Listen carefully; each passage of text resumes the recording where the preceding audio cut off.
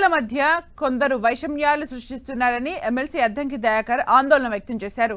బనకచెర్లను అడ్డుపెట్టుకుని sentiment రగిలిస్తున్నారని, భారత రాష్ట్ర సమితి పేరు పెట్టుకుని రెండు రాష్ట్రాల మధ్య చిచ్చు పెడుతున్నారని విమర్శించారు.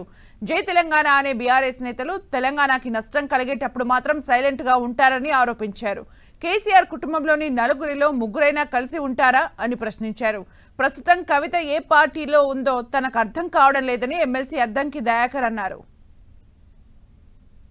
లేని బనకచెర్లను తీసుకొచ్చి మళ్ళా ఆంధ్ర తెలంగాణ సెంటిమెంట్ రగిలిస్తున్న బీఆర్ఎస్ ఆబ్లిక్ టీఆర్ఎస్ అనాలన్నా దాన్ని ఏమనాలను.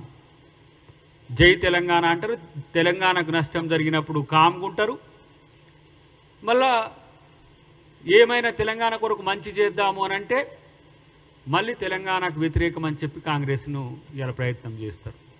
ఇప్పుడు మాది Congress party, Indian national Congress party మాది.